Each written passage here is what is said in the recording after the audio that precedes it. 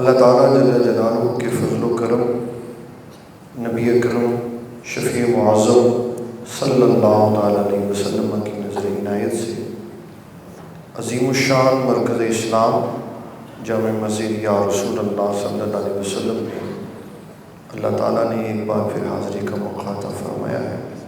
اللہ تعالیٰ ہماری حاضری کو قبول و منظور فرمائے۔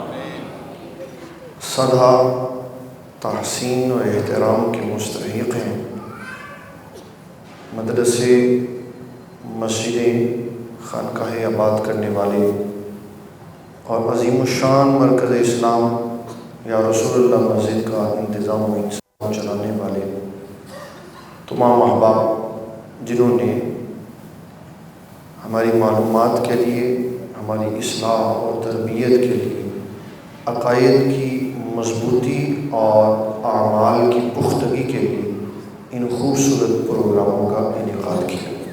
اللہ تعالیٰ تمام احباب کی اس کاوش کو قبول و منظور فرمائے۔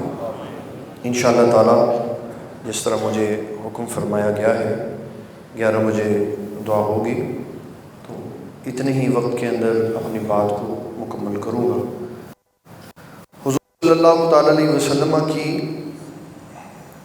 بیٹیوں اور بیٹوں سے متعلقہ گفتگو آج ہم نے کرنی ہے کہ حضور پاک صلی اللہ علیہ وسلم کی کتنی بیٹیاں ہیں، ان کے احوال کیا ہیں، اور آپ کے کتنے بیٹے ہیں، وہ کس کس دور میں کس کس کیفیت کے ساتھ دنیا میں حیات رہے اور کن عظمتوں کے ساتھ دنیا سے رخصت ہوئے۔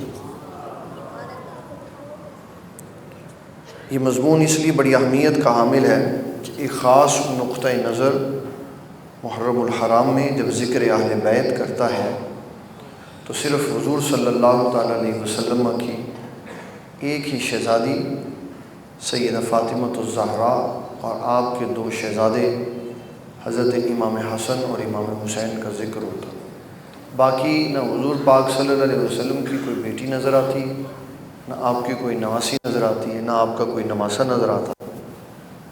چند مخصوص شخصیات کا ذکر کر کے دل کو تسکین ہوتی ہے کہ یہی حضور پاک صلی اللہ علیہ وسلم کی اہل بیت ہے۔ تمام عالم کے جتنے بھی محقق اور اپنے لوگ ہیں، جب نبی صلی اللہ تعالیٰ علیہ وسلم کے اولاد پاک کا ذکر کرتے ہیں تو حضور صلی اللہ علیہ وسلم کے 7 بچوں کا ذکر ہوتا ہے۔ حضور صلی اللہ علیہ وسلم کے 7 بچوں کا ذکر ہوتا ہے۔ آپ کے سب سے بڑے شہزادے حضرت سیدنا قاسم رضی اللہ عنہ ہیں۔ نمبر پر آپ کی شہزادی ہیں حضرت سیدہ زینب رضی اللہ تعالی عنہ۔ تیسرے نمبر پر آپ کی شہزادی ہیں حضرت، چوتھے نمبر پر آپ کی شہزادی ہیں حضرت سیدہ ام کلثوم رضی اللہ تعالی عنہ۔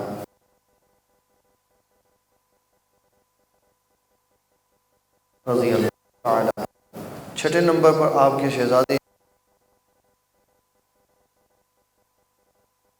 7ویں نمبر پر آپ کے شہزادے ہیں حضرت سیدنا ابراہیم رضی اللہ تعالی۔ یہ حضور صلی اللہ تعالیٰ علیہ وسلم کے تمام شہزادے اور شہزادیاں ہیں جن کے میں نے نام عرض کی۔ ان میں سے سوائے حضرت سیدنا ابراہیم رضی اللہ عنہ کے تمام آپ کے بیٹے پاک اور بیٹی پاک، یہ سارے کے سارے ام المومنین سیدہ خدیجۃ الکبریٰ رضی اللہ تعالی عنہا کے بدن انور سے پیدا ہوئے۔ نبی صلی اللہ تعالیٰ علیہ وسلم نے 11 شادیاں فرمائیں۔ وہ بچے اس میں ذکر نہیں ہوئے جو بطور ربیب اور ربیبہ اپنی ماؤں کے ساتھ، وہ خواتین جنہیں ام المومنین کا درجہ ملا ان کے ساتھ رسول اللہ صلی اللہ علیہ وسلم کے گھر آئے، وہ اس میں ذکر نہیں ہے۔ صرف ان بچوں کا ذکر ہے جو نبی صلی اللہ تعالیٰ علیہ وسلم کے اپنے ذاتی بچے ہیں۔ حضرت قاسم حضور پاک صلی اللہ علیہ وسلم کے سب سے بڑے بیٹے آقا کریم صلی اللہ علیہ وسلم انہی کے نام سے ابو القاسم آپ کی کنیت تھی۔ آپ کے تینوں شہزادے حضرت قاسم، حضرت عبداللہ، حضرت ابراہیم رضی اللہ چھوٹی عمروں میں وصال کر گئے۔ اگر چھوٹی عمروں میں اللہ تعالیٰ نے ان کو واپس بلا لیا تو اس میں اللہ تعالیٰ کی حکمت تھی۔ بھی ہو جاتے تب بھی ختم نبوت محفوظ ہی رہنا تھا، اس لیے کہ نبی صلی اللہ علیہ وسلم کے بعد کسی اور نے نبی بن کر نہیں آنا تھا۔ یہ ایک وہم ہے کہ شاید اس لیے ان کو واپس بلا لیا گیا کہ اگر ہوتے تو نبی نہ ہوتے تو شاید نبی صلی اللہ علیہ وسلم کی شان نہ بڑھتی، ہوتے جوان ہو جاتے، جس بھی عظمت و شان کے حامل ہوتے حضور کی ختم نبوت ہمیشہ ہی سلامت رہنی تھی۔ اور صحابہ اکرام نے نبی صلی اللہ علیہ وسلم کے بچوں کو جس طرح اپنی جانوں کو فدا کرنا تھا، اس کا نظارہ بھی دنیا نے دیکھنا تھا۔ اللہ تعالیٰ کی حکمت تھی، سارے بچپن میں وصال فرما گئے۔ بیٹیاں آپ کی ساری جوان ہوئیں، شادیاں سب کی ہوئیں، آگے سے ان کے بچے بھی ہوئے، ان کا بھی ہم تھوڑا سا ذکر کریں۔ حضور پاک صلی اللہ علیہ وسلم کی تمام اولاد، بالخصوص آپ کی بیٹیاں، یہ اتنا بڑا ظلم ہے جو ہماری طرف سے ہوتا ہے کہ وعظ میں ہم یہ کہتے ہیں کہ جب نبی صلی اللہ تعالیٰ علیہ وسلم نے اعلان نبوت فرمایا تو سب سے پہلے سیدہ خدیجۃ الکبریٰ مسلمان ہوئی رضی اللہ تعالیٰ۔ آپ بچوں میں سب سے پہلے حضرت علی المرتضیٰ مسلمان ہوئے، غلاموں میں حضرت زید بن حارثہ مسلمان ہوئے، اور مردوں میں سیدنا صدیق اکبر مسلمان ہوئے رضی اللہ۔ لیکن اس کے بعد حضور پاک صلی اللہ علیہ وسلم کی بیٹیاں کدھر گئیں؟ ان کے ایمان کی تاریخ کیا ہے، وقت کیا ہے، دن کیا ہے، کوئی نہیں پتہ۔ جبکہ مورخین نے یہ لکھا نبی صلی اللہ علیہ وسلم کے احادیث کے اندر سے یہ جملے لے کر کہ اللہ تعالیٰ نے جس دن حضور صلی اللہ تعالیٰ علیہ وسلم کو یہ حکم ارشاد فرمایا کہ آپ اپنی نبوت کا اعلان فرمائیں، تو آپ نبوت کا پیغام لے کے سیدہ خدیجۃ الکبریٰ رضی اللہ تعالیٰ عنہا کے پاس حاضر ہوئے، تشریف لائے اور ان کو اسلام پیش کیا۔ انہوں نے جب اسلام قبول کیا تو اسی وقت، اسی دن، اسی جگہ پر نبی صلی اللہ علیہ وسلم کی تمام بیٹیوں نے بھی حضور کا کلمہ پڑھ لیا۔ تو پہلے نمبر پہ سیدہ خدیجہ الکبریٰ، پھر اس کے بعد آپ کی چاروں شہزادیاں ہیں، پھر حضرت علی ہیں، پھر حضرت زید بن حارثہ ہیں، پھر سیدنا صدیق اکبر، پھر یہ تقسیم کاری چلتی ہے۔ تو حضور پاک صلی اللہ علیہ وسلم کی ساری بیٹیوں نے پہلے دن ہی حضور صلی اللہ علیہ وسلم کا کلمہ پڑھا تھا۔ آپ صلی اللہ تعالیٰ علیہ وسلم کی جو سب سے بڑی شہزادی ہیں سیدہ زینب رضی اللہ تعالیٰ عنہ، ان کا نکاح نبی صلی اللہ تعالیٰ علیہ وسلم نے اپنی زوجہ سیدہ خدیجۃ الکبریٰ رضی اللہ تعالیٰ عنہ کی سگی بہن کے بیٹے سے کیا، جس کا نام ہے ابو العاص بن ربیع۔ ان سے اللہ تبارک و تعالیٰ نے 3 بچے عطا فرمائے۔ سیدہ زینب سے رسول اللہ صلی اللہ تعالیٰ علیہ وسلم کے 3 نواسے اور نواسیاں پیدا ہوئیں۔ ابو العاص بن ربیع اور حضرت سیدہ زینب رضی اللہ تعالیٰ عنہ کے 3 بچے تھے۔ ایک ہے علی، ایک ہے عبداللہ، اور ایک ہے سیدہ امامہ رضی اللہ تعالیٰ عنہما۔ اچھا، بڑی ان کی لمبی چوڑی تاریخ ہے، میں مختصر خلاصے کے طور پہ سنا رہا ہوں۔ جب نبی صلی اللہ تعالیٰ علیہ وسلم نے ان کا نکاح کیا تو یہ 3 بچے پیدا ہوئے وقفے کے ساتھ۔ جو آپ کے بیٹے ہیں علی، بعضوں نے کہا یہ جلدی فوت ہو گئے، لیکن یہ حقائق کے قریب بات نہیں ہے، اس لیے کہ محدثین نے لکھا جب نبی صلی اللہ تعالیٰ علیہ وسلم فتح مکہ کے لیے مکۃ المکرمہ میں داخل ہوئے نا، تو آپ کے اونٹ پہ پیچھے 2 شخصیات بیٹھی ہوئی تھیں، ایک حضرت عباس کے بیٹے فضل تھے اور ایک حضرت عثمان غنی کے بیٹے علی پیچھے بیٹھے ہوئے تھے۔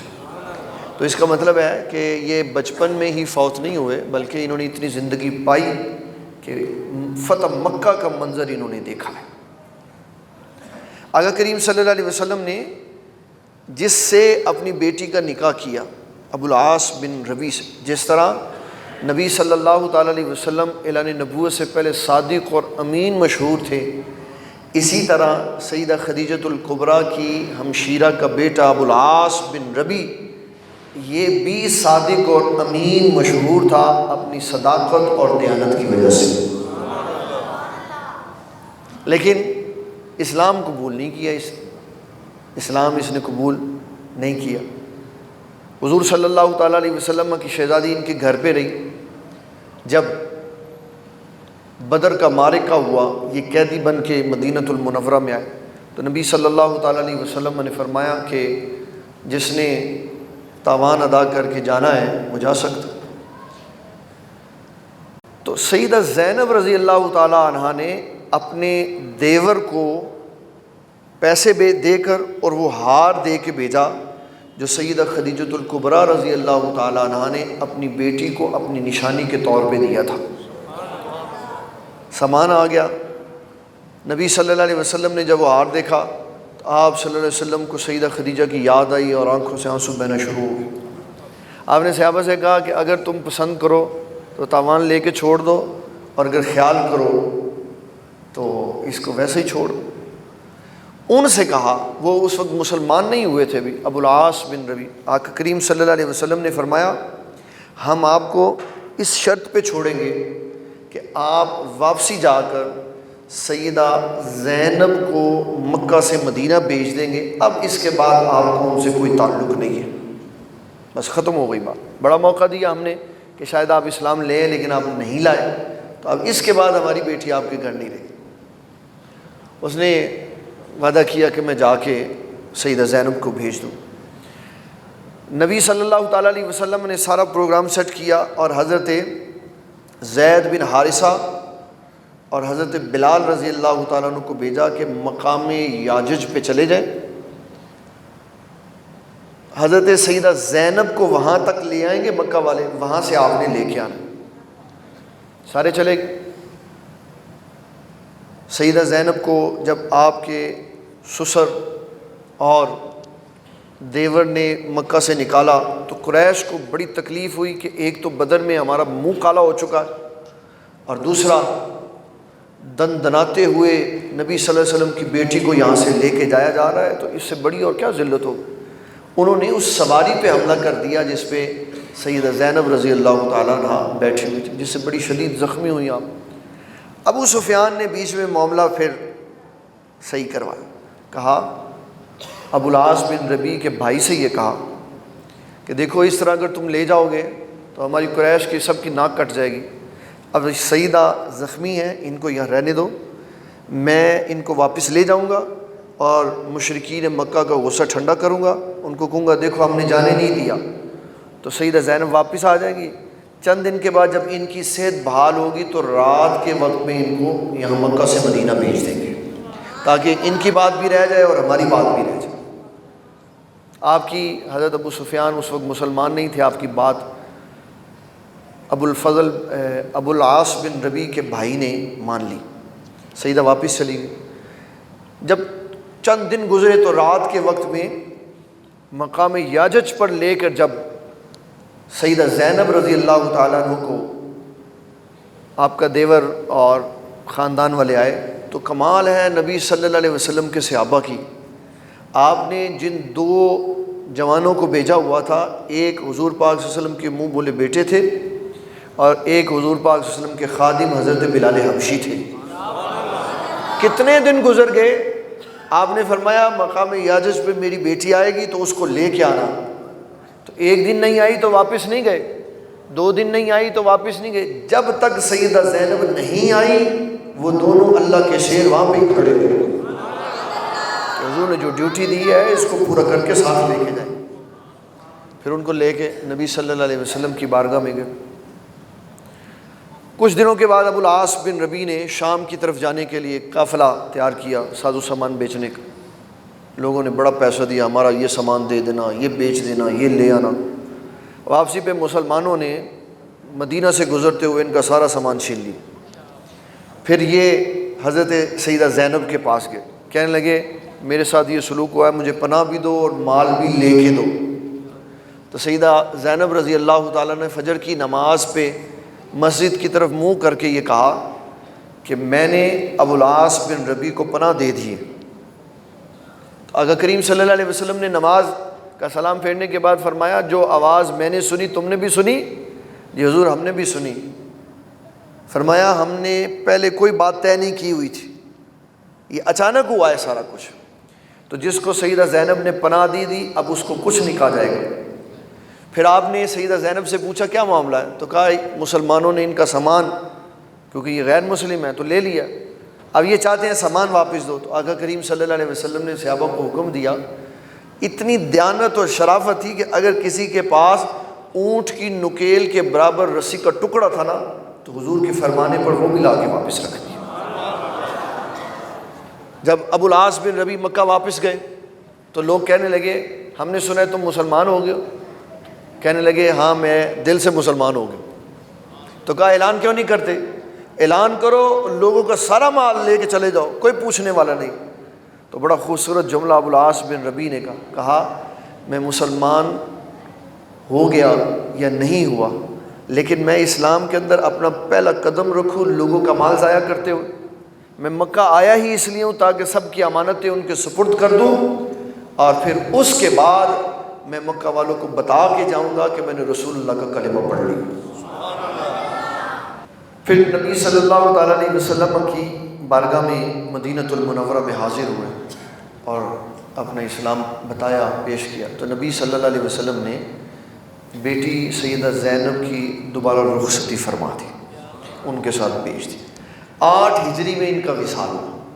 سیدہ زینب کا وصال 8 ہجری میں ہوا. 2 بیٹے تھے، ایک پہلے فوت ہو گیا، ایک فتح مکہ کے بعد فوت ہوئے حضرت علی، اور جو بیٹی ہے سیدہ امامہ رضی اللہ تعالیٰ، انہوں نے پوری زندگی لمبی پائی.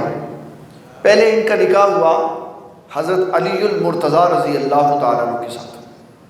جب حضرت علی رضی اللہ تعالیٰ عنہ کی شہادت ہو گئی تو پھر حضور پاک صلی اللہ علیہ وسلم کی اس نواسی کا نکاح مغیرہ بن نوفل سے ہوا، جس سے اللہ تعالیٰ نے ایک لڑکا عطا فرمایا جس کا نام یحییٰ رکھا.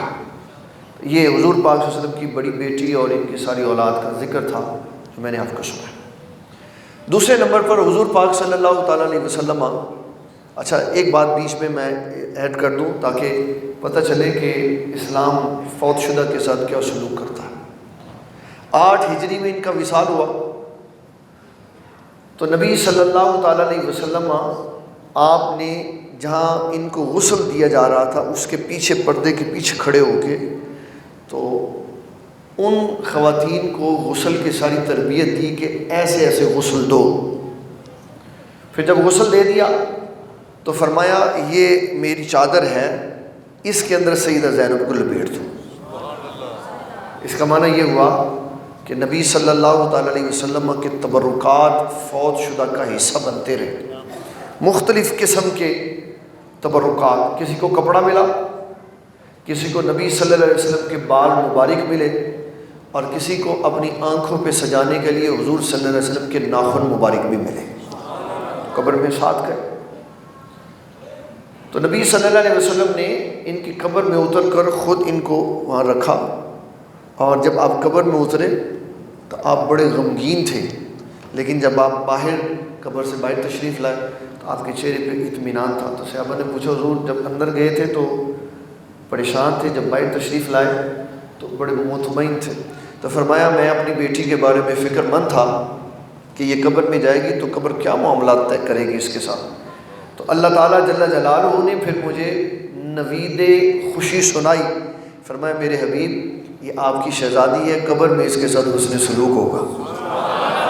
تو فرمایا جب میں باہر نکلا تو میں مطمئن تھا کہ میری بیٹی اب خیر کے ساتھ آگے چلی جائے. دوسری بیٹی نبی صلی اللہ تعالیٰ علیہ وسلم کی شہزادی حضرت رقیہ ہے. ان کا نکاح حضرت سیدنا عثمان غنی سے ہوا۔ اس سے پہلے کی جو ہسٹری ہے اس کو سنانے کا نہیں وقت، تو میں اس کو حذف کر کے جس کے ساتھ نکاح ہوا، جس کے ساتھ رخصتی ہوئی، ان کا ذکر کر رہا ہوں۔ حضرت سیدنا عثمان غنی رضی اللہ تعالیٰ عنہ کے ساتھ جب حضرت عثمان غنی رضی اللہ تعالیٰ عنہ نے پیشکش کی کہ میں نکاح کرنا چاہتا ہوں، تو نبی صلی اللہ تعالیٰ علیہ وسلم نے جس طرح سیدہ فاطمہ کے بارے میں فرمایا، عثمان غنی کے ساتھ اپنی بیٹی رقیہ کا نکاح کرنے کے لیے بھی یہی فرمایا کہ میں اللہ تعالیٰ کی اجازت کا منتظر ہوں، جب اللہ فرمائے گا تب میں نکاح کروں۔ تو پھر آپ نے اعلان فرمایا اللہ تعالیٰ نے مجھے اجازت دی کہ میں سیدہ رقیہ کا نکاح حضرت عثمان غنی سے کروں گا۔ ان سے ہو گیا نکاح۔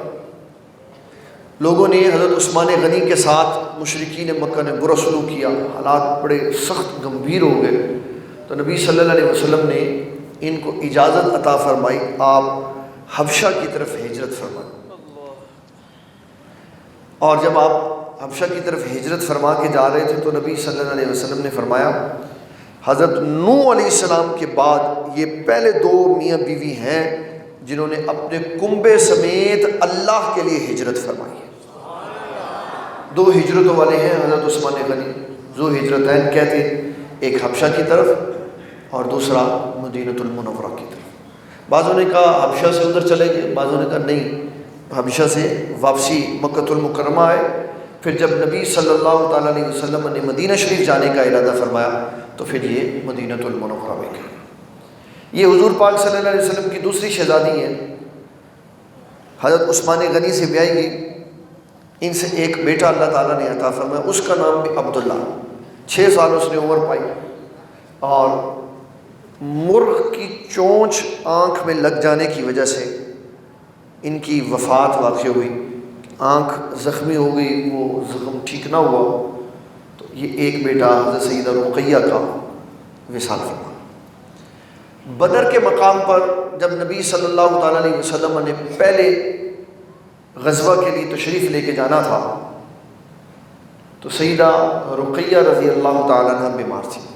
تو آقا کریم صلی اللہ علیہ وسلم نے حضرت عثمان غنی رضی اللہ تعالیٰ عنہ کا جذبہ دیکھا کہ یہ جہاد پہ جانا چاہتے ہیں، تو آپ صلی اللہ علیہ وسلم نے فرمایا عثمان غنی آپ میری بیٹی کی خدمت کریں یہاں رہ کر، ہم بدر والا ثواب بھی آپ کو دیں گے اور مال غنیمت بھی آپ کو دیں گے۔ دیکھ لیں، پھر بات کرتے ہیں کہ بھئی بدر تو ہوا ہی نہیں۔ کہتے ہیں آخری لمحے تک حضور دعا کرتے رہے تھے، ان کو تو یہ پتہ ہی نہیں تھا کہ پتہ نہیں ہم نے بدر جیتنا ہے کہ نہیں، تو یہ کیا کیا؟ جس کے دل میں شک ہوتا ہے وہ تو شک والی بات کرتا ہے، اور جانے سے پہلے حضور فرما رہے عثمان غنی سے کہ آپ ہماری بیٹی کی خدمت کریں، ہم بدر کا مال غنیمت بھی دیں گے اور بدری ہونے کا اعزاز بھی آپ کو عطا فرمائیں۔ بدر تو بعد میں ہوا، خوشخبری تو پہلے سنا۔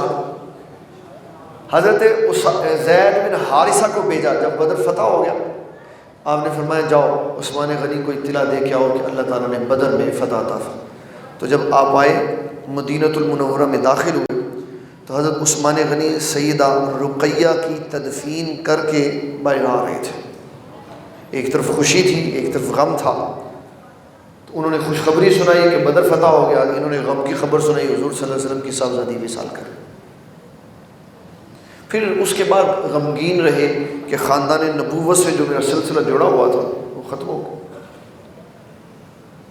حضرت عثمان غنی ادھر نبی صلی اللہ علیہ وسلم کی بیٹی سے ان کی وفات کے بعد فارغ ہوئے، ادھر حضرت سیدنا عمر بن خطاب رضی اللہ تعالیٰ عنہ کی بیٹی کا داماد، بیٹی کا شوہر، آپ کا داماد خنیس رضی اللہ تعالیٰ، یہ شہید ہو گئے، جنگ میں زخمی ہوئے، واپسی آ کے شہید ہو گئے۔ حضرت عمر بن خطاب رضی اللہ تعالیٰ عنہ چاہتے تھے کہ میں اپنی بیٹی کا نکاح عثمان غنی سے کر دوں، اور وہاں ایسا کوئی ماحول نہیں تھا ہوتا کہ کسی سے رشتے کی بات کریں تو کوئی آگے سے کہے وہ تمہیں کوئی شرم نہیں آتی، تو ہی ساڈے گھر ہی تک دے رہے، یہ ہمارا ماحول ہے۔ کوئی کسی سے شادی کا کہنا تو ہی ساڈے گھر تک دو جناب۔ حضرت عثمان غنی کے پاس حضرت عمر بن خطاب چلے گئے، کہنے لگے میں چاہتا ہوں کہ میری بیٹی حفصہ سے آپ نکاح کر لیں۔ حضرت عثمان غنی نے کوئی نہیں جواب دیا۔ پھر سیدنا صدیق اکبر کے پاس گئے، انہوں نے بھی کوئی نہیں جواب۔ ان دونوں کا معاملہ لے کر رسول اللہ صلی اللہ علیہ وسلم کی بارگاہ میں حاضر ہوئے، عرض کرنے لگے حضور صلی اللہ تعالیٰ علیہ وسلم، میں نے عمر بن خطاب سے کہا، انہوں نے کوئی جواب نہیں دیا۔ میں نے ابو بکر صدیق سے کہا، انہوں نے کوئی جواب نہیں دیا۔ عمر بن خطاب نے عثمان غنی سے کہا، انہوں نے کوئی جواب نہیں دیا، اور صدیق اکبر سے کہا، انہوں نے کوئی جواب نہیں دیا۔ اب آپ کی خدمت میں مسئلہ عرض ہے، بتائیں کیا کروں؟ تو آقا کریم صلی اللہ علیہ وسلم نے فرمایا، عمر آپ انتظار کریں، عمر آپ انتظار کریں، جب معاملات بدلیں گے تو آپ دیکھیں گے اللہ تبارک و تعالیٰ آپ کی بیٹی کے لیے عثمان غنی سے اچھا شوہر دے گا۔ آپ کو جب حالات بدلیں گے تو اللہ تعالیٰ عثمان غنی سے اچھا شوہر آپ کی بیٹی کے لیے دے گا، اور عثمان غنی کو اللہ تعالیٰ آپ کی بیٹی سے اچھی بیٹی دے گا۔ حالات بدلے، دن گزرے، حضور صلی اللہ علیہ وسلم نے اپنی دوسری شہزادی حضرت ام کلثوم کا نکاح حضرت عثمان غنی سے کر دیا، اور حضرت عمر بن خطاب کی تسکین کے لیے، ان کی شان بڑھانے کے لیے، ان کی بیٹی کا سیدہ حفصہ کا نکاح رسول اللہ سے ہو گیا۔ بات پوری ہو گئی کہ عثمان سے اعلیٰ شوہر ملا، سیدہ حفصہ کو حضرت عمر بن خطاب کو داماد عثمان سے اعلیٰ ملے، اور حضرت عثمان غنی کو عمر بن خطاب کی بیٹی سے اعلیٰ رسول اللہ کی بیٹی ملی۔ تو یہ آپ کی تیسری شہزادی ہیں حضرت سیدہ ام کلثوم، جو حضرت عثمان غنی کے نکاح میں۔ پھر آپ صلی اللہ علیہ وسلم نے تاریخی جملہ ارشاد فرمایا، اگر میری 40 بیٹیاں ہوتی، کتنی بیٹیاں ہوتی؟ 40 بیٹیاں ہوتی، تو میں ایک ایک کر کے ساری عثمان غنی کے ساتھ بیاہ دیتا۔ جتنے سسر بیٹھے ہوئے ہیں، جتنے سسر بیٹھے ہوئے، میں ویسے ہی نہیں کہتا کہ حادثات کھڑا، نہیں، ویسے ہی کہ جتنے سسر بیٹھے ہوئے، ویسے اپنے آپ سے پوچھیں کہ ساڑھے جوائی کے ہو جائے کتنا تنگ کرتے ہوں گے، اللہ ماشاءاللہ بیٹیوں کو کھانوں میں اعتراض کرتے ہوں گے، کپڑے استری نہیں ہوئے تو ماں کے گھر جانا ہے تو کتنا تنگ کرتے ہوں گے، یہ سارے معاملات۔ اور حضور صلی اللہ علیہ وسلم اپنے داماد سے کتنے خوش تھے، فرمایا اگر 40 بیٹیاں بھی ہوتی تو ایک ایک کر کے ساری عثمان غنی سے بیاہ دیتا۔ معنی یہ ہے کہ حضور پاک صلی اللہ علیہ وسلم کی بیٹیوں کو بھی خوش رکھا، اور حضور صلی اللہ علیہ وسلم کو بھی بیٹیوں کے معاملے میں خوش رکھا، کوئی تکلیف نہیں ہونے دی، اس لیے تو فرمایا 40 بھی ہوتی تو ایک ایک کر کے ساری بیاہ دیتا۔ چوتھی آپ کی شہزادی ہیں حضرت سیدۃ النساء العالمین، حضرت سیدہ فاطمہ الزہرا رضی اللہ تعالیٰ، جنت کی خواتین کی سردار۔ اور محدثین نے لکھا یہ چھوٹی عمر میں دلیر تھی، بخاری نے لکھا۔ عبداللہ ابن مسعود رضی اللہ تعالیٰ عنہ فرماتے ہیں ان دنوں میں جب نبی صلی اللہ علیہ وسلم نے کعبۃ اللہ میں نماز پڑھی نا، اور مشرکین مکہ نے شرارت کی، اور اول جو ہے وہ نبی صلی اللہ علیہ وسلم کی پشت پہ رکھ دی، اور فرمایا ہمارے اندر اتنی ہمت نہیں تھی ہوتی ہم جا کر ہٹا دیں، تو اس گندگی کو سیدہ فاطمہ الزہرا نے رسول اللہ کی پشت سے ہٹایا۔ کسی کافر کا کوئی خوف اور ڈر نہیں تھا۔ اور پھر مکہ کا ایک بڑا تاریخی واقعہ، ابو جہل نے سیدہ فاطمہ الزہرا کے رخسار پہ تھپڑ مارا اور سے آقا کریم صلی اللہ علیہ وسلم کو اس کی بڑی تکلیف ہوئی، تو آپ نے سیدہ فاطمہ رضی اللہ تعالیٰ عنہ سے کہا بیٹا آپ جائیں اور ابو سفیان کو بتا کے، ابو سفیان اس وقت مسلمان نہیں تھے، تو کہا ان کو بتائیں کہ اس طرح ابو جہل نے میرے منہ پہ تھپڑ مارا۔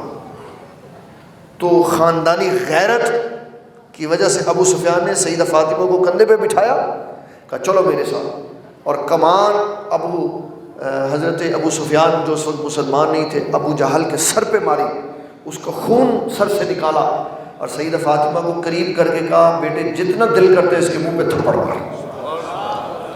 جب واپسی آ کے بتایا تو نبی صلی اللہ علیہ وسلم کے دل کو سکون ہوا۔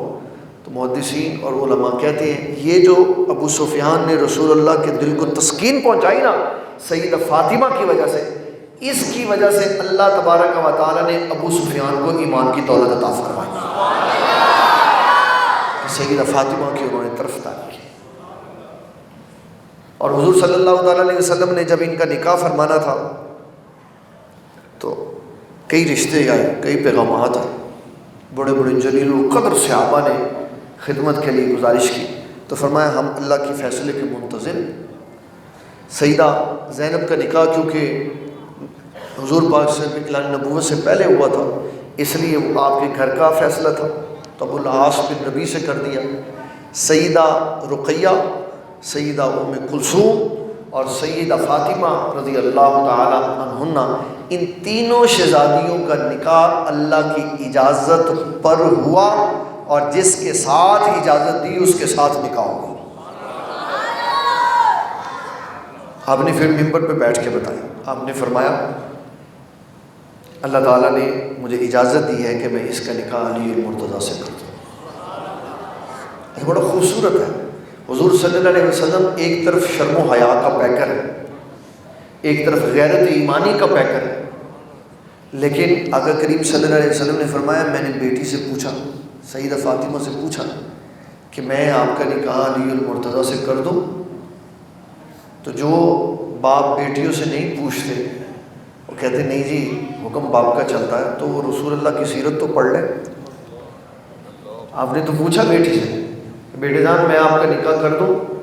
تو نبی صلی اللہ علیہ وسلم نے فرمایا انہوں نے نہ ہاں کی نہ کی۔ اسی سے اصول بن گیا کہ جو کنواری عورت ہوگی اس کی خاموشی اس کا اقرار تصور ہوگا، وہ شرم و حیا کی وجہ سے منہ سے نہیں کہہ سکتی کہ ہاں میرا نکاح فلاں سے کر دو، اس کی خاموشی ہی بتائے گی کہ یہ رضامند ہے، تو اس کی خاموشی کو اس کی رضامندی سمجھتے ہوئے اس کا نکاح کرتی ہے۔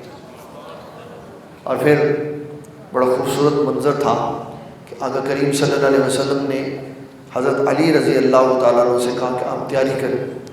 اب پیسے تو تھے نہیں ان کے پاس، رسول اللہ صلی اللہ علیہ وسلم کی نگہداشت میں ساری زندگی گزاری ہوئی تھی، تو حضرت علی رضی اللہ تعالیٰ عنہ سے کہا کہ آپ اپنی زرہ بیچیں۔ حضرت عثمان غنی رضی اللہ تعالیٰ عنہ بازار سے آ رہے تھے، اس وقت یہ اے ٹی ایم کارڈ نہیں تھا ہوتا، اے ٹی ایم کارڈ نہیں، تو جو تاجر بازار میں جاتا تھا اس کے پاس درہم و دینار کی تھیلیاں ہوتی تھیں۔ تو حضرت عثمان غنی رضی اللہ تعالیٰ عنہ آپ نے زرہ خریدی، اس کے پیسے دیے، اور وہ پیسے حضرت علی المرتضیٰ نے لا کے نبی صلی اللہ علیہ وسلم کی گود میں رکھ دی۔ ایسے کر کے آپ نے ایک ہاتھ پکڑا اور حضرت ابو بکر صدیق کو دیا کہ آپ جائیں اور گھر کا ساز و سامان لے کے آئیں۔ پھر ایک اور ہاتھ نکالا، اس کو سیدہ عائشہ صدیقہ رضی اللہ تعالیٰ عنہ کو بھیج دیے پیسے کہ سیدہ فاطمہ الزہرا رضی اللہ تعالیٰ عنہ کی نکاح کی تیاری کروائے۔ تو سیدہ صدیق اکبر رضی اللہ تعالیٰ عنہ کہتے ہیں حضور کا اعتبار تھا مجھ پہ کہ آپ نے بغیر گنے پیسے دیے، لیکن میں نے کیونکہ حساب دینا تھا واپسی جا کے کہ کون سی شے کتنے کی آئی ہے، تو میں نے ان کو گنا، تو وہ 63 درہم تھے جو حضور پاک صلی اللہ علیہ وسلم نے مجھے عطا فرمائے تھے۔ اس سے ساری تیاری ہوئی، اور پھر سیدہ فاطمہ الزہرا رضی اللہ تعالی عنہا کا حضرت علی المرتضیٰ رضی اللہ تعالیٰ عنہ سے نکاح ہوا۔ آپ ان کے دولت قدہ میں تشریف لے گئے۔ اگلا جب دن ہوا تو صبح صبح نبی صلی اللہ علیہ وسلم ان کے گھر چلے گئے، تو آپ نے وضو فرمایا، ایک برتن میں ہاتھ دھوئے اور پانی لے کے حضرت علی کو بلا کے نا ایسے ان پہ چھڑکاؤ کی۔ پھر کہا کہ سیدہ فاطمہ کو بلائیں، پھر ان کو بلا کے ایسے ان پہ چھڑکاؤ کی۔ محدثین نے لکھا اس کی وجہ کیا تھی، کہا ایک طرف مولا کائنات علی المرتضیٰ خوبصورت جوان، دوسری طرف جنت کی خواتین کی سردار، اور چال ڈھال میں، وجاہت میں، سیرت میں، کردار میں، اخلاق میں نبی صلی اللہ علیہ وسلم کی نظر آنے والی تصویر۔ تو آپ نے یہ پانی اس لیے چھڑکاؤ کیا کہ اللہ تعالیٰ ان دونوں افراد کو نظر بد سے محفوظ فرمائے۔ میں نہیں یہ کہتا کہ مجھے بتائیں، ویسے ہی خود ہی پوچھیں اپنے آپ سے جنہوں نے اپنی بیٹیاں یا بیٹوں کی شادی کی ہے، مایوں کی، تیل مہندی کی، بارات کی، شلیاں پٹاخے چلائے، ولیمہ کیا، مووی بنائی، مکلاوا کیا، تو یہ سنت بھی پوری کی کہ نہیں کی؟ نہیں کی نا۔ میں نے اپنی زندگی میں یہ سنت پورا کرتے ہوئے صرف اپنے ابا جی حضور رحمۃ اللہ علیہ تعالیٰ کو دیکھا بس۔ جب ہماری ہمشیرہ کی شادی ہوئی تو انہوں نے اگلے دن یہ کیا۔ میں اس وقت ابتدائی طالب علم تھا، میں نے کہا کہ یہ پتہ نہیں کی کتنا بزرگ تھا۔ پھر بعد میں جب یہ بات نظر سے گزری تو پھر احساس ہوا کہ بابا جی سرکار رحمۃ اللہ تعالیٰ علیہ کی ایک ایک حدیث کے اوپر نظر ہوتی تھی اور ایک ایک قدم آپ کا نبی صلی اللہ علیہ وسلم کی سنت کے مطابق گزرتا تھا۔ کبھی کبھی ایسے پریشان بیٹھے ہوتے ہیں، حدیث شریف میں ایک دن میں پڑھا کہ نبی صلی اللہ تعالیٰ علیہ وسلم جب کبھی فکر مند ہوتے تو اپنے ہاتھ مبارک سے داڑھی شریف پکڑ کر ایسے بیٹھ لیتے۔ یار اتنی گہرائی سے پڑھا حدیث کو۔ کمال بھی یہی ہے کہ جب پڑھا تو پھر اس کو وارد کرنا چاہیے۔ پڑھنے سے صرف کام نہیں ہوتا، پڑھنے کے بعد عمل ہو تو اللہ تبارک و تعالیٰ پھر اپنی جناب سے علم لدنی عطا فرما دیتا۔ پھر اللہ تبارک و تعالیٰ نے پہلا لڑکا حضرت سیدہ فاطمہ الزہرا رضی اللہ تعالیٰ عنہا کو عطا فرمایا۔ آقا کریم صلی اللہ علیہ وسلم ان کو دیکھنے کے لیے ان کے گھر گئے۔ آپ نے جو کام کیے، مستدرک میں امام حاکم نشابوری نے لکھا کہ آقا کریم صلی اللہ تعالیٰ علیہ وسلم نے اپنے نواسے کو پکڑا، اس کی پیشانی کا بوسہ لیا، اس کے کان میں اذان دی، اور تیسرا کام کیا گڑتی دی، جس کو تحنیک کہتے ہیں۔ پھر حضرت علی المرتضیٰ رضی اللہ تعالیٰ عنہ سے پوچھا کہ بتاؤ ہمارے بیٹے کا کیا نام رکھا؟ عرض کی حضور میں نے اس کا نام حرب رکھا۔ بنو امیہ کا ایک بہت بڑا سپہ سالار تھا جس کے بارے میں مورخین نے لکھا اکیلا بندہ 1000 بندے کو جنگ میں شکست دے دیتا تھا۔ آپ چاہتے تھے اس بہادر کے نام پہ رکھو، تو آپ نے فرمایا میں نے اس کا نام حسن رکھا۔ پھر ایک اور ہوا، یہی سارا معمول فرمایا علی ہمارے بیٹے کا کیا نام رکھا؟ انہوں نے کہا جی حرب رکھا۔ آپ نے فرمایا نہیں ہم نے اس کا نام حسین رکھا۔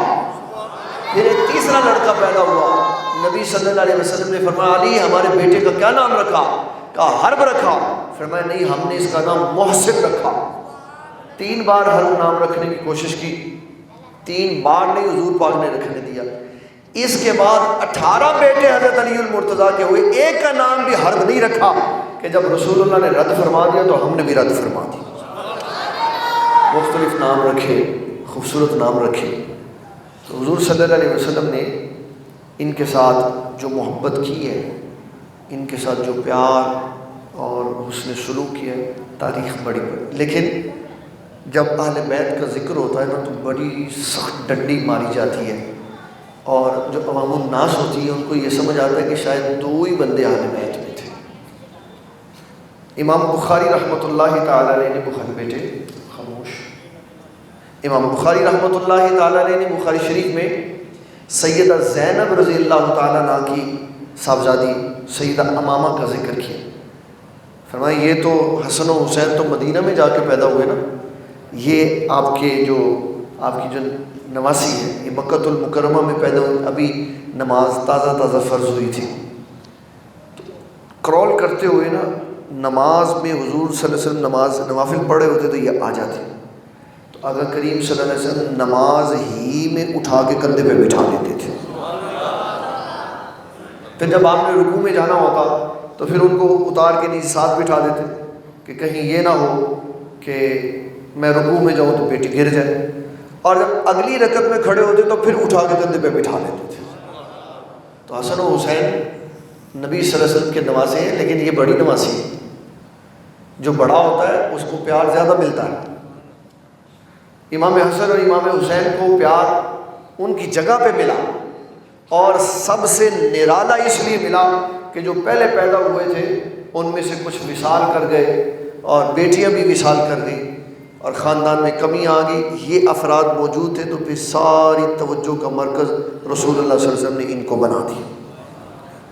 میں ایک بات گزارش کروں گا، ناراض نہیں کسی نے ہونا، ناراض یہاں پہ ایک بندہ درود شریف پڑھ رہا تھا نعت سے پہلے، میں نے نہیں دیکھا، میں وہاں پہ نماز پڑھ رہا تھا تو وہ درود شریف پڑھ رہا تھا، اللہم صلی علی محمد وعلی آل محمد واصحاب محمد، پڑھتے پڑھتے اس نے کہا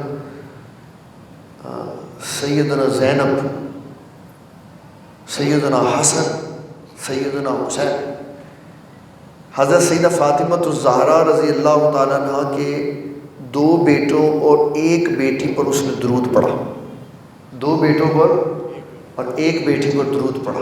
میرے بھائی جس نے بھی پڑھا، میں نے نہیں دیکھا، میں آپ کو بتا رہا ہوں، حضرت سیدہ فاطمہ الزہرا کے 5 بچے ہیں۔ کتنے؟ تو 2 لڑکوں اور 1 لڑکی پہ درود نہ پڑھا کرو، 2 لڑکیوں اور 3 لڑکوں پہ درود پڑھا کرو۔ یہ کیا ہے؟ یک طرفی اپنی یہاں مشرق و مغرب سے چلتی ہوئی ہواؤں کی وجہ سے ہم اس ہوا کی رخ میں بہہ جاتے ہیں اور جو لوگ سناتے ہیں وہی سن لیتے ہیں۔ حضرت سیدہ فاطمہ الزہرا کی 2 بیٹیاں اور 3 بیٹے، 2 بیٹیاں اور امام حسن، امام حسین اور امام محسن۔ بیٹیوں میں سیدہ زینب، یہ وہ زینب ہیں جو کربلا میں امام حسین کے ساتھ گئی تھی، اور ایک حضرت سیدنا علی المرتضیٰ رضی اللہ تعالیٰ عنہ کی اور سیدہ فاطمہ کی بیٹی ہے جس کا نام ہے ام کلثوم۔ تو یہ جو صبح صبح مختلف ٹی وی چینلوں پہ بھی درود چلتا ہے نا، اس میں بھی ام کلثوم کا نام نہیں ہے، اس لیے کہ جو ہمارے معاشرے کی ہوا ہے نا، اس میں ام کلثوم کا نام نہیں لیا جاتا۔ اس وجہ سے نہیں لیا جاتا کہ پھر یہ بتانا پڑے گا اس ام کلثوم کا نکاح عمر بن خطاب سے ہوا تھا، اس لیے نہیں لیا جاتا۔ اور عمر بن خطاب سے جب ان کا نکاح ہوا تو اللہ تبارک و تعالیٰ نے ان سے بھی ایک لڑکا عطا فرمایا۔ یہ جو حضور پاک صلی اللہ علیہ وسلم کی یہ والی نواسی سیدہ ام کلثوم، ان کا نکاح ہوا حضرت علی نے ان کا نکاح کیا حضرت سیدنا عمر بن خطاب رضی اللہ تعالیٰ۔ ایک عمر بن خطاب نے اپنے دور حکومت میں ایک ڈیلیگیشن بھیجا، کسی ملک میں وفد بھیجا، تو سیدہ ام کلثوم کہنے لگی کہ اگر آپ اجازت دیں تو میں بھی تحفہ بھیج دوں۔ آپ نے فرمایا آپ بھی تحفہ بھیج۔ تو انہوں نے ایک بڑی ہی نایاب اور قیمتی خوشبو اس ملک کے بادشاہ کی بیوی کے لیے بھیجی، اور جب تحفے جاتے ہیں تو بدلے میں تحفے آتے۔ انہوں نے ایک بڑا سا شیشے کا جار بھیجا جس کے اندر مختلف قسم کے موتی اور ہیرے جواہرات ہیں۔ حضرت عمر بن خطاب رضی اللہ تعالیٰ نے دیکھا وہ گھر میں پڑا، آپ نے کوئی بات نہیں کی، گئے مسجد اور اپنے خادم اسلم سے کہا کہ جاؤ حضرت علی کو بلا کے لاؤ۔ ان کو بلائیں، جب وہ آ گئے تو ان کو بازو سے پکڑ کے گھر لے آئے، کہنے لگے جناب والا گزارش یہ ہے، صاحبزادی آپ کی ہے، فیصلہ بھی آپ فرمائیں۔ اور یہ سیدنا عمر بن خطاب رضی اللہ تعالیٰ عنہ کی وہ دور اندیشی ہے کہ ویسے ہی آپ کے اوپر بڑا لوگ مزاج گرم رکھتے ہیں، تو یہ بھی فیصلہ آپ ہی کرتے تو کیا بنتا، اس لیے فیصلہ حضرت علی المرتضیٰ سے کروایا کہ اس میں سے ان کا حصہ کیا ہے۔ تو سیدنا علی المرتضیٰ رضی اللہ تعالیٰ عنہ نے فرمایا بیٹوں میں کلثوم، آپ اس میں سے صرف اتنا مال اپنے پاس رکھ سکتی ہیں جتنے کی آپ نے خوشبو بھیجی تھی، باقی سارے موتی اور ہیرے جواہرات بیت المال میں جمع کروا دیں۔ اس کا مطلب پتہ کیا ہے؟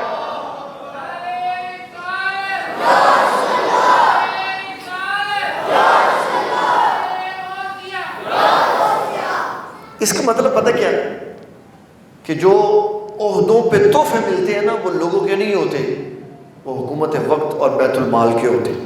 اس کو کوئی گھر نہیں لے جا سکتا، اس کو کوئی گھر۔ ایک صحابی کے بارے میں حضرت عمر بن خطاب کو یہ کسی نے بتایا کہ یہ جو ان کو خاص تحفے ملتے ہیں یا گھر لے جاتے ہیں۔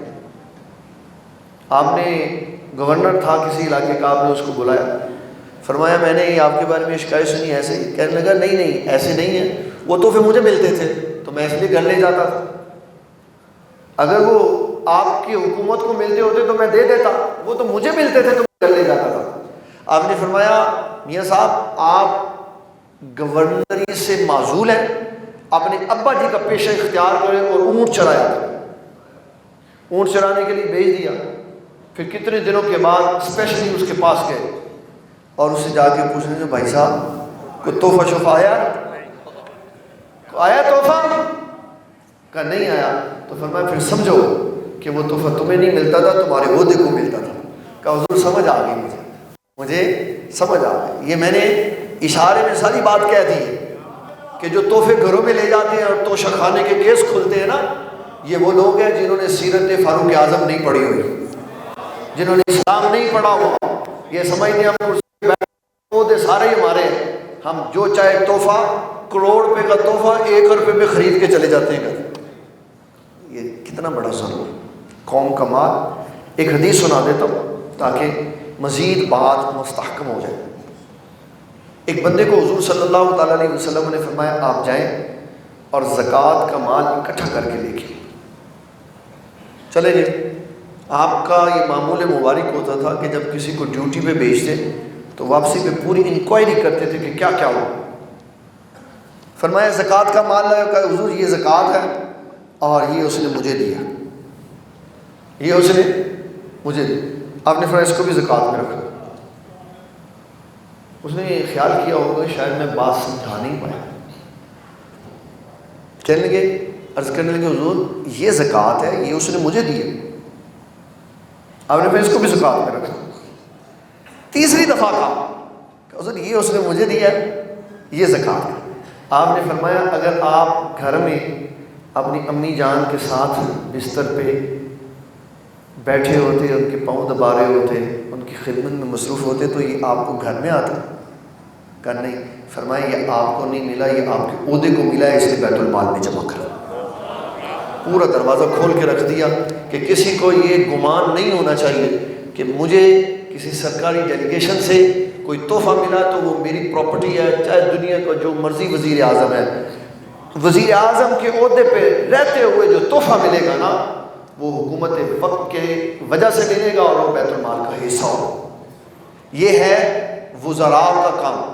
اور جو ججز ہیں ان کے لیے الادب المفتی والمستفتی میں قانون بنا دیا، جو شخص قضاء کے عہدے پہ بیٹھا ہوا ہے جب تک وہ عہدے پہ بیٹھا رہے گا اس کے لیے حرام ہے کسی بندے سے تحفہ نہیں لے سکتا۔ یہاں تو بیٹوں اور بیٹیوں کی شادیوں پہ جناب 20 لاکھ 40 لاکھ کی گاڑیاں جاتی ہیں اور پلاٹ جاتے ہیں اور کیا کچھ ہوتا۔ تو جب پلاٹ لے لیے جج نے، جب پلاٹ لے لیے قاضی نے، جب چلغوزوں کی بوریاں پکڑ لی وکلاء نے، تو پھر بتاؤ انصاف کدھر کرنا ہے؟ لہٰذا اسلام نے اس پورشن کو بند کر دیا۔ ایک آخری بات، حضرت سیدہ فاطمہ الزہرا رضی اللہ تعالیٰ عنہ، آپ کے جنازے سے متعلقہ بات ہے۔ اس میں بھی لوگ بڑا کنفیوژن پیدا کر دیتے ہیں، کہتے ہیں بس یہ ایسے ہو گیا تو ایسے ہو۔ حضور پاک صلی اللہ علیہ وسلم کی وفات کے 6 مہینے بعد ان کی وفات ہوئی۔ حضور صلی اللہ تعالیٰ علیہ وسلم ربیع الاول شریف میں وصال ہوا، ان کا رمضان المبارک میں وصال، تو پورے 6 مہینے بنتے ہیں۔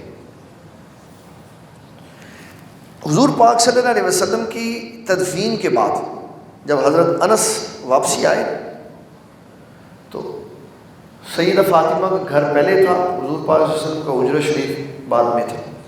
تو ادھر سے جب گزرے سیدہ فاطمہ کے دروازے سے تو آپ نے فرمایا آپ انس ہیں؟ میں انس ہوں۔ انس کیسے ہمت پڑی نبی صلی اللہ علیہ وسلم کو لاحد میں اتار کے اوپر مٹی ڈال دینے کی؟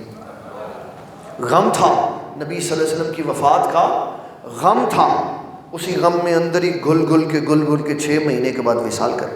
وصال سے پہلے حضرت ابو بکر صدیق کی اہلیہ ام رومان وہ ملاقات کے لیے آئی، تو آپ نے طبیعت دے کر کہا کہ لگتا نہیں ہے کہ اب آپ بہتر ہوں گی۔ تو سیدہ فاطمہ الزہرا رضی اللہ تعالیٰ عنہ کہنے لگی ہاں مجھے بھی ایسے لگتا ہے کہ اب واپسی ہے۔ اچھا یہ بتاؤ جب میں فوت ہو جاؤں گی تو تدفین کیسے کریں گی، جنازہ کیسے اٹھائیں گے؟ تو کہا میں جس علاقے سے آئی ہوں وہاں کناروں کے اوپر لکڑی کی شتیل لگا کے اس کو آپس میں کرو کر دیتے ہیں اور اس کے اوپر چادر ڈالتے ہیں تاکہ چارپائی پہ پڑی ہوئی خاتون کی حیت نظر نہ آئے۔ مورخین نے لکھا یہ وہ پہلا دن تھا کہ سیدہ فاطمہ نے کہا مجھے کر دکھاؤ ایسے، تو چارپائی منگوائی، اوپر پردہ کر کے دکھایا۔ تو رسول اللہ صلی اللہ علیہ وسلم کی وفات کے بعد یہ پہلی بار تھی جب سیدہ فاطمہ کے چہرے پہ مسکراہٹ آئی، اور شام کے وقت میں وصال ہوا اور آپ کی وصیت تھی اندھیرے میں مجھے دفن کر دیا جائے تاکہ لوگ کثرت سے جنازے میں شامل نہ اور کسی کی نگاہ نہ پڑے۔ حضرت ابو بکر صدیق کو اطلاع ہوئی کہ سیدہ فاطمہ وصال فرما گئی، تو آپ نے سیدنا علی المرتضیٰ سے کہا کہ ہمارے بغیر جنازہ نہیں پڑھا، جب جنازہ تیار ہوگا تو ہمیں بتانا۔ مستدرک میں علامہ حاکم نشاپوری نے لکھا کہ جب جنازہ تیار ہو گیا تو سیدنا علی المرتضیٰ نے جن جن کو پیغام بھیجوانا تھا بھجوایا۔ سیدنا صدیق اکبر آ کے پہلی صف کے وہ آخری کنارے پر کھڑے ہو گئے۔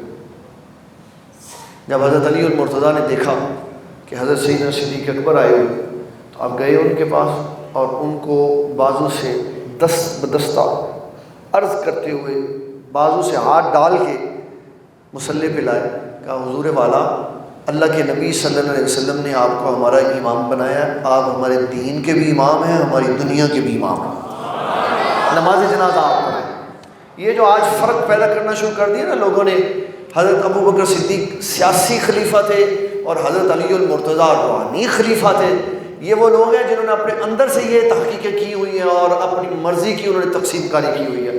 سیدنا علی المرتضیٰ کہہ رہے ہیں حضور اللہ کے حبیب صلی اللہ علیہ وسلم نے آپ کو ہمارا قائد، راہبر اور رہنما بنایا، اب دین میں بھی ہمارے قائد ہیں، دنیا میں بھی ہمارے قائد ہیں، آپ مصلی پہ آئیں، آپ آگے نماز پڑھیں۔ تو سیدہ فاطمہ الزہرا رضی اللہ تعالیٰ عنہ کی نماز جنازہ سیدنا صدیق اکبر رضی اللہ تعالیٰ عنہ نے پڑھا۔ تو یہ حضور پاک صلی اللہ علیہ وسلم کی اہل بیت کے سارے افراد ہیں۔ نام میں پھر بتا دیتا ہوں، 2 منٹ کے اندر خلاصہ سنا دیتا ہوں تاکہ بعد میں آئے تھے ان کو بھی پتا ہو۔ 6 بیٹے ہیں، بیٹے اور بیٹیاں حضور پاک صلی اللہ علیہ وسلم کی سیدہ خدیجۃ الکبریٰ سے، ایک بیٹے ہیں حضور پاک صلی اللہ علیہ وسلم کے ماریہ قبطیہ سے حضرت ابراہیم۔ ان 6 میں حضرت قاسم، عبداللہ، زینب، رقیہ، ام کلثوم اور فاطمہ۔ حضرت زینب کا نکاح ابو العاص سے ہوا، ان کے 3 بچے پیدا ہوئے، ایک چھوٹے بیٹے پیدا ہوئے عبداللہ، ایک علی پیدا ہوئے۔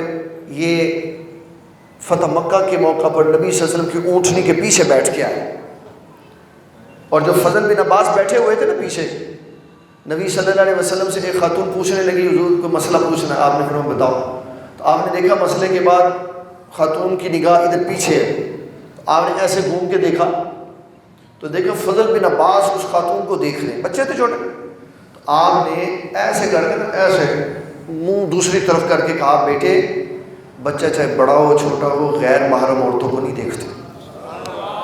آل رسولوں کی تربیت ایسے ہوئی ہے۔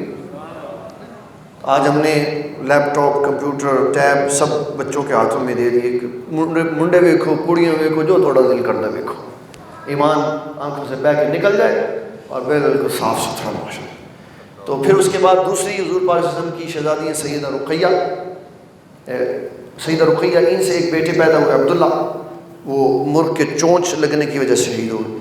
سیدہ ام کلثوم سے کوئی بیٹا نہیں ہوا، کوئی بیٹی بھی نہیں پیدا ہوئی۔ حضرت سیدہ فاطمہ الزہرا سے حضرت علی کے 5 بچے پیدا ہوئے، حضرت حسن، حضرت حسین، حضرت محسن، اور 2 بیٹیاں پیدا ہوئیں، حضرت ام کلثوم اور زینب۔ یہ نبی صلی اللہ علیہ وسلم کا سارا خاندان ہے جو تھوڑے سے وقت میں ہم نے ڈسکس کیا۔